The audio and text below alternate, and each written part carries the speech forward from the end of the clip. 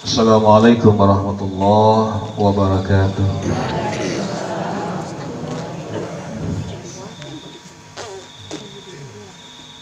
Alhamdulillahilladzi an'ama alaina bi ni'matil iman wal islam.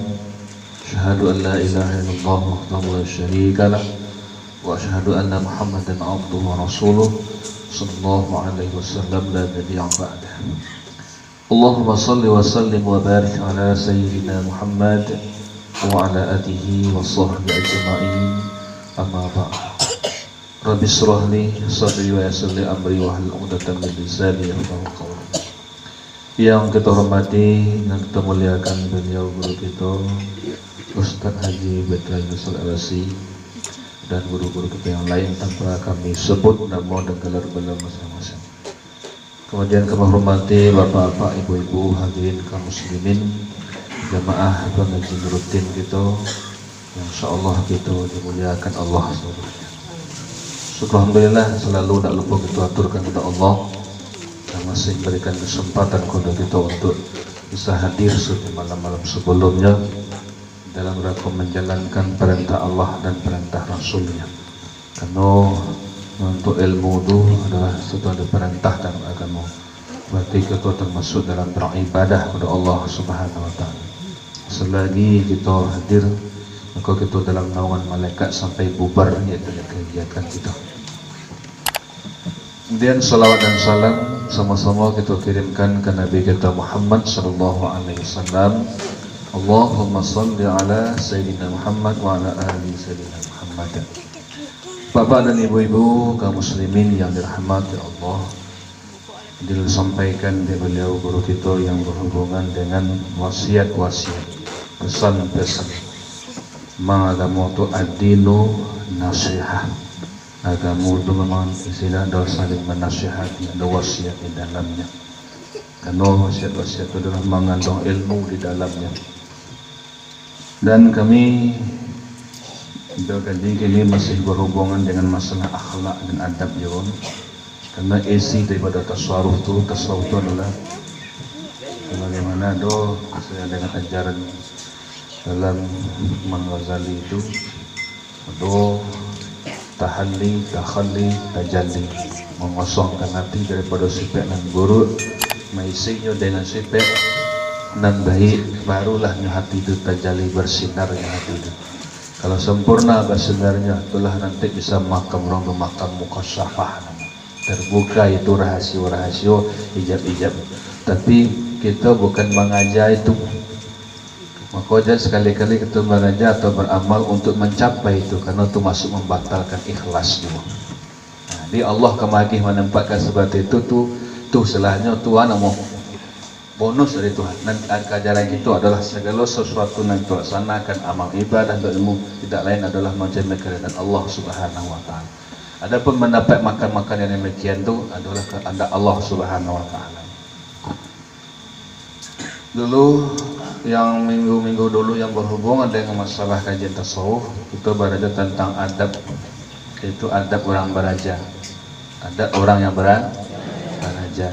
Dan dulu dua adabnya, adab terhadap dirinya, kemudian adab terhadap muallim gurunya nantinya.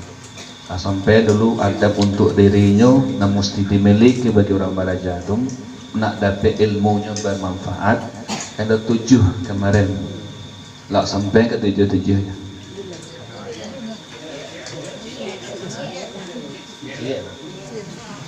Saya adalah 7 satu saja. Siap. Nah, jadilah siap. Kita dah koyo 7 dan sampai siap. 7 dan siap tu asal ya. Ada lalu kual deh. Nah, kan itu nak susah. Kau guru lupa murid tak tekanan, tak kelang-kelang gaji ni. Anak pertama sari tak dapat indah. Itu kunci mana? Membersihkan hati, mengosongkan hati dari segala sifat-sifat yang tercela. Nah, membersihkan hati daripada sifat ujub, takabur, hasad. Karena waktu kecek pengarang kitab itu, karena menuntut ilmu itu adalah ibadah. ibadahnya ibadah batin. Orang yang menajis ibadahnya rosak nak. Nah, kata orang menajis sampai batu, iaitu nyata masuk tu najis hati nemah sifat-sifat tadi dia, maka akan rosak ilmu dia. Tu maka dibersihkan hati. Di calik nampaknya memang bisa calik orang-orang belajar gimana, tapi jiwa tidak bersih. Mungkin banyak ilmu tapi manfaatnya memang nampak tidak. Kan disawak, karena kau tidak perlu sia-sia orang, tapi dalam kehidupan untuk membuktikan kebenaran calik. Walaupun banyak deh, maka ilmu tu ada ilmu riwayah, ada ilmu dirayah. Di sehingga ilmu tu banyak ilmu riwayah, apa kornya, apa dia pun bisa bagi kau sadar, tapi tidak ada menampakkan sebagai orang yang berilmu. Makanya adab lebih tinggi pada ilmu. Hilang adab, hilang ilmu dia. Aku adab aku nak akhlak.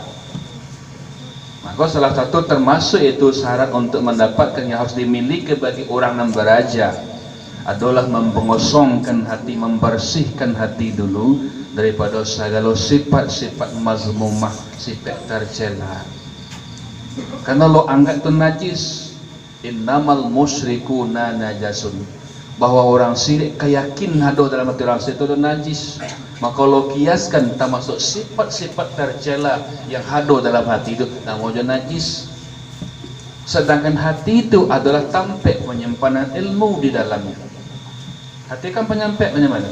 Kalau guru kita almarhum mengetuakan, dia katakan khazanatul rabb, dan dia timbul otaknya kali yang diisi tak maunya panah. Jadi kalau tampeknya sesuatu, contohlah cogaleh, wah, air nak diisin teh manis itu contoh, tehnya barasi, bulunya barasi, air barasi. Tapi galeh aku boleh mak temak kamu. Rusak galeh, kalau rusak itu air diisi rusak kininya. Rusak air. Seperti itulah. Jadi kalau ilmu itu adalah sesuatu yang nur, sesuatu yang barasi, maka kandangnya harus dibersihkan dulu. Kandangnya di hati.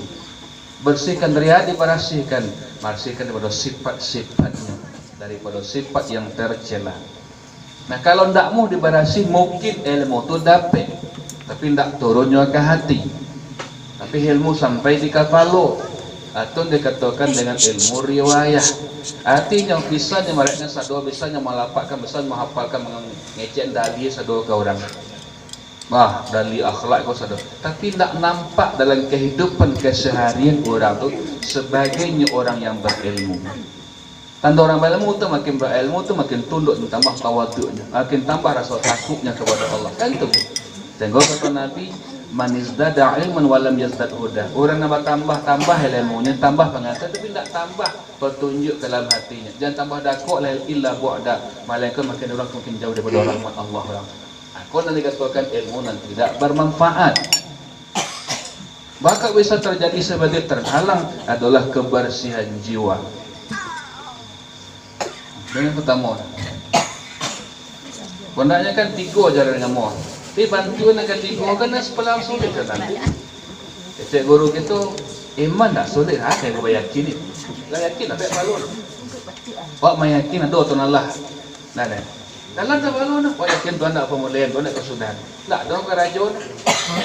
Islam kau kerajaan mau adona ilmu tapi tak sembahyang. Ilmu sembahyang jaleh dak rukun sembahyang 3 walah 6 batan soalnya. Tak sahnya ilmu tapi nak sembahyang tak ada.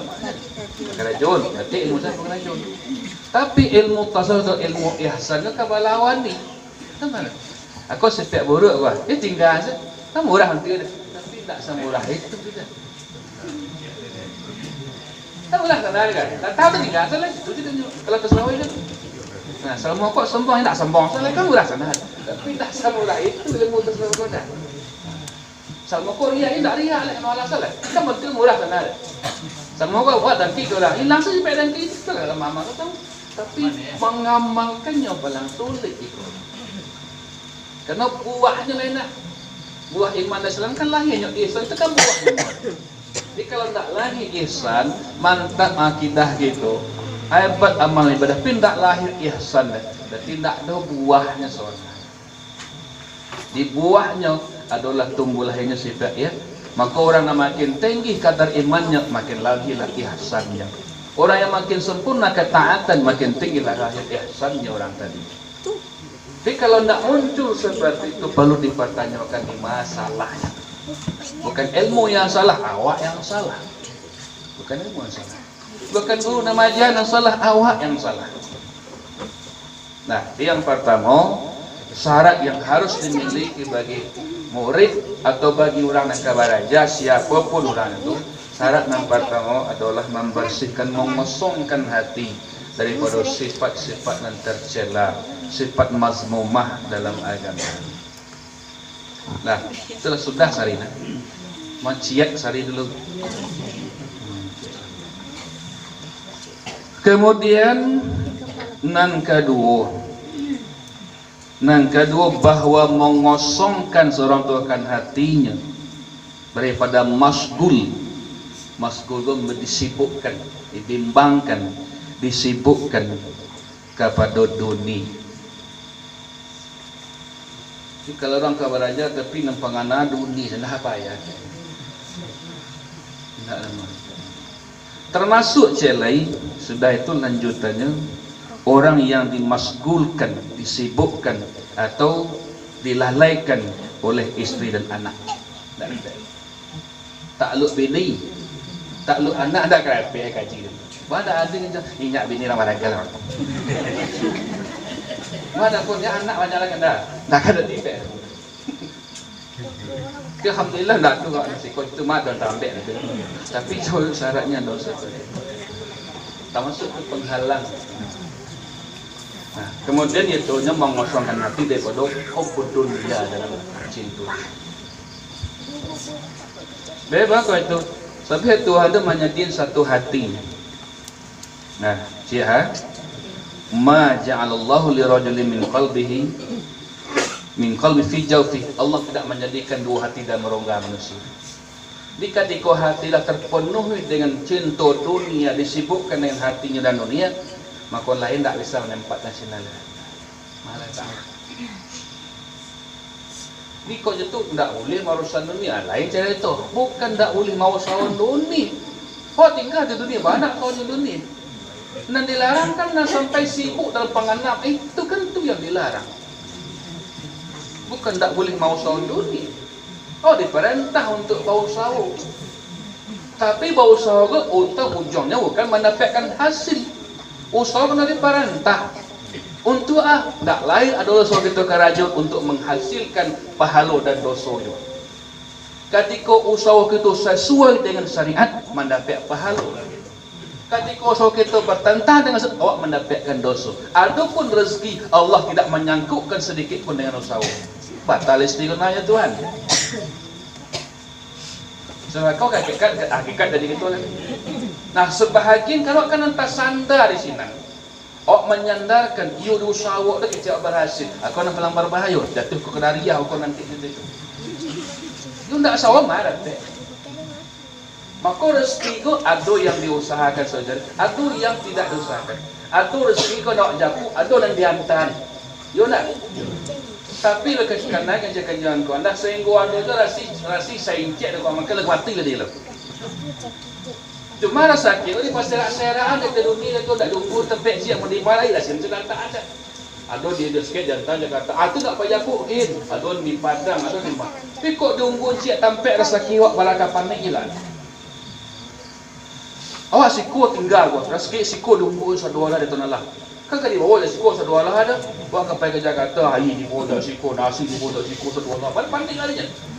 Tapi Tuhan memperserak-serakkan. Itulah nak pajapuk. Ada yang nak japuk, ada yang dihantar. Bahkan kadang-kadang ada lebih banyak rezeki yang datang daripada nak usaha kadang-kadang. Contohnya, awak ketika sekeh berbagai kandak dah dapat, nak ni gulai ayam dah dapat, nak yang pun dah dapat. Tu pun sakit, nak tak makan deh. Nak sering ni halan nak gula piti dah satu dia. Tu jangan makut jangan kerja. Ada orang ketika sekeh tu beli rokok sampai sakit ni, aku abang tak penuh di sebentar. Itu menunjukkan rezeki, banyak rezeki kau yang usahakan. Itu kan jadi pelajar, tapi orang nak jadi tiap tibar itu, aku nak usaha maaf dek. Dan karena itu yang terhunjam dalam hati gitu, maka ketika terputus usaha, maka rezeki kita terputus. Menjadi, maka terputus. Karena itulah yang kita sangkukan kepada Allah. Allah berbuat sesuai dengan sangkaan hambanya. Maka memang tak sulit bagi orang yang berpikir materialistis, kok sulit nak kaji kok. Tak masuk ya Ustaz sedang awak tengah-tengahnya dan tak ada kayak gini. Tak masuk dah. Tak masuk dah. Kecuali orang dah hidup basirahnya Ustaz. Tapi kalau orang nak masih berpikir materialistis kata orang ini, tak terima, susah terima. Dan hantah dah pun tak boleh. Apa boleh katakan kadisarah dia Allah kan? Bukan sama. Awak berusaha kena ada perintah. Tapi bukan iaitu Allah akan menentukan dosa dengan bersangkut dengan usaha itu. Dia kena suruhnya usaha. Berarti kita dalam bertaat namun. Ketika nak kita usahakan sesuai menurut syariat, awak mendapatkan pahala walaupun tak dapat hasil dari itu. Ketika usaha kita bertentangan dengan syariat, awak akan tidak mendapatkan dosa daripada itu. Kita juga lah ngerti ya. Saya paham lah. Dan maksudnya bukan pula menafikan usaha. Dan di sana nih maksudnya jangan sampai menyandarkan kepada usahawan. Itu namanya bukan menafikan usaha, tapi jangan sekali menyandarkan rezeki kepada usaha.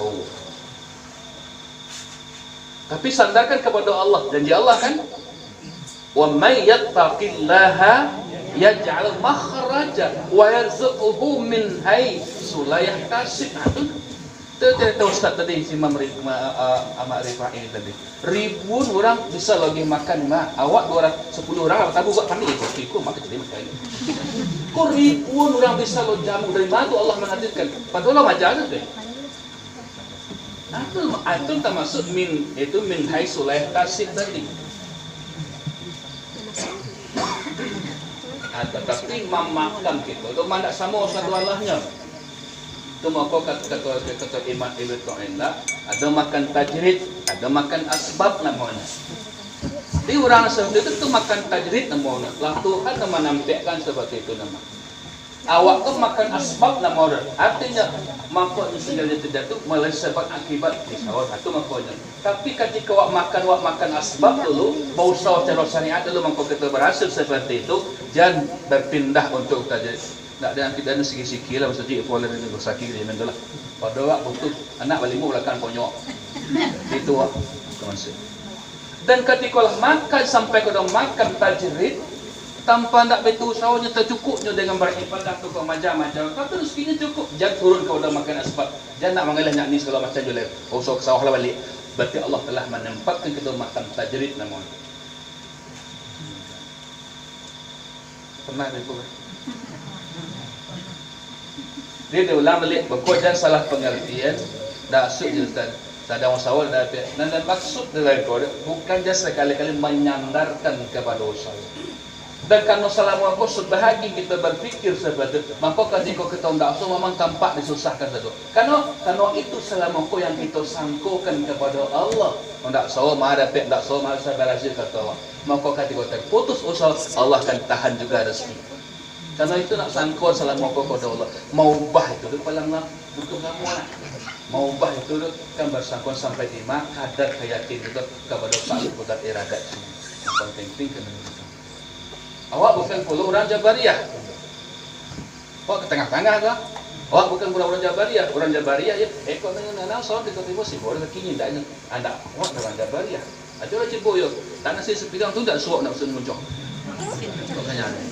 Ini kau ada pandai, bukan orang Jabariyah, kita bukan orang Qadariyah. Tapi ada kita orang di tengah-tengah itu orang Ahlussunnah wal Jamaah, bersyariat dan berhakikat. Itulah benarnya kita. Nah, Bapak dan Ibu. Lun. Itu yang pertama, termasuk syarat atau yang harus dimiliki bagi orang yang berajar supaya mendapatkan ilmu yang bermanfaat. Sudah membersihkan hati, jangan terlalu sibuk dalam hati urusan dunia. Bukan tidak mau usahawan dunia. Jangan sampai masuk dalam hati sampai dilalaikan oleh anak dan istri. Ini sehingga dah dapat marah lagi, dapat raja, kalau ada anak secerang cowok ini mau takluk ni, takluk anak kan dah seperti itu. Bukan itulah kira-kira yang dimaksud. Setelah seperti itu tak dapat kaji, tak dapat ilmu. Tak pernah dipotong. Ya kan itulah barangkali nanti orang. Itu contoh saya tak saya kan.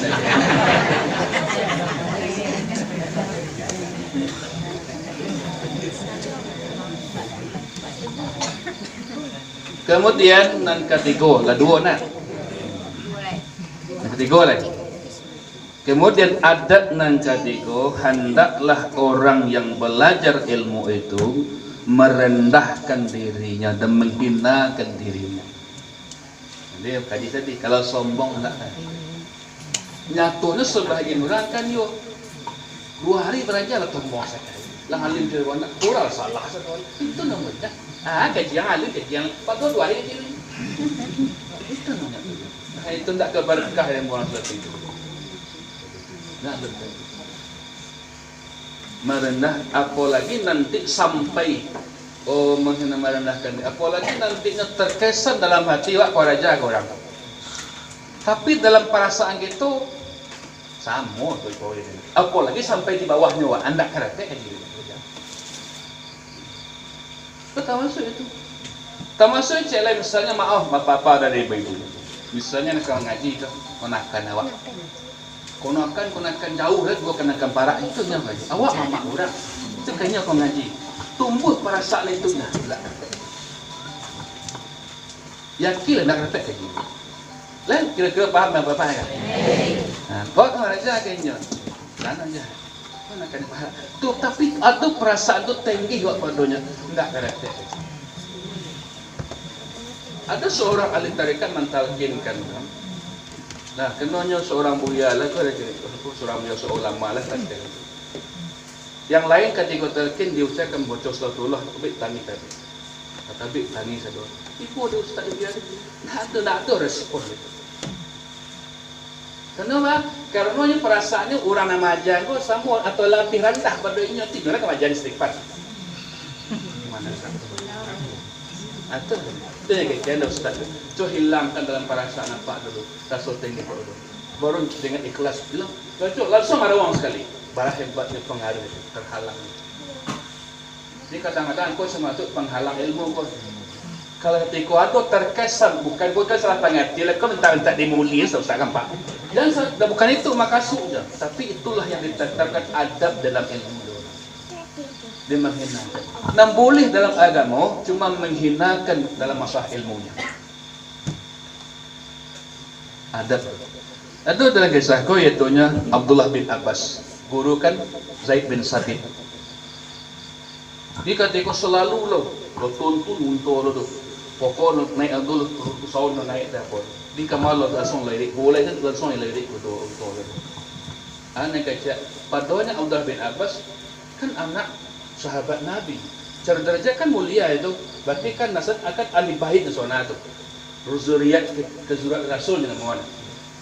Dia nak kata Zaid bin Sabit, jangan apa cik lah tahu itu orang lain. Nak kata Zaid bin Sabit, kami diperintah oleh Rasulullah, kami diperintah dari kami serta memuliakan orang-orang yang mulia. Kemudian sudah tu, dah selesai itu diambil tangan Zaid bin Sabit oleh Abdullah bin Abbas, diciumnya tangan Abdullah, diambil tangan Abdullah bin Abbas dia Zaid bin Sabit diciumnya. Sebab kau kerajaan itu dia murid engkau, dia gaji dengan engkau kan. Kami diperintah pula untuk memuliakan. Akulah dasarnya orang mencium tangan guru macam kuasa itu, tangan celak kuasa suriatnya Rasulullah.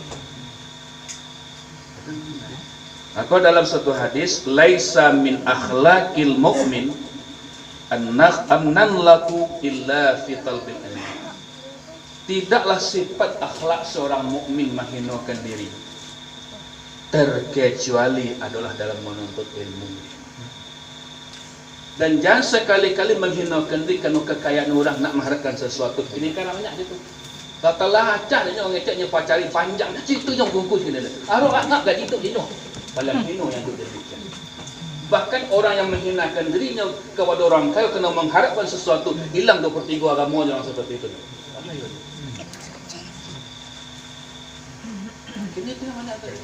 Dia yang boleh hanya kepada dalam keadaan menghinakan diri kepada orang alim, dan itu dah. Maka nanti mengecek lah, tidaklah sifat akhlak bagi seorang alim Dan bagi seorang mukmin menghinakan dia kecuali adalah dalam menuntut ilmu sampai sini.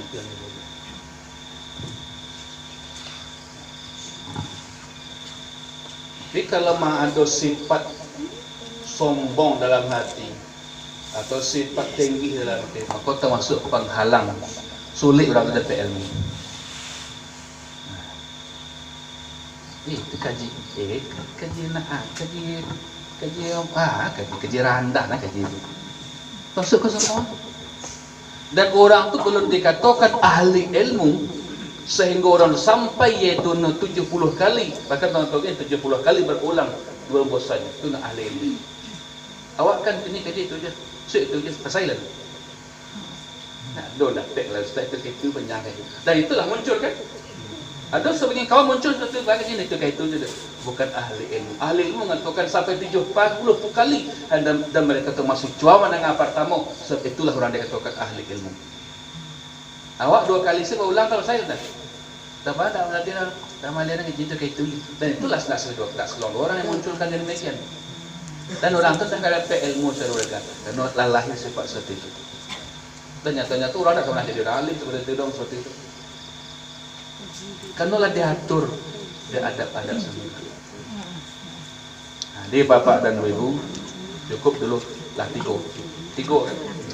Pertama membersihkan hati, yang kedua jangan masuk dalam hati kecinta dunia dan sampai disibuk oleh keluarga. Yang ketiga ilhamkan rasa kesombongan.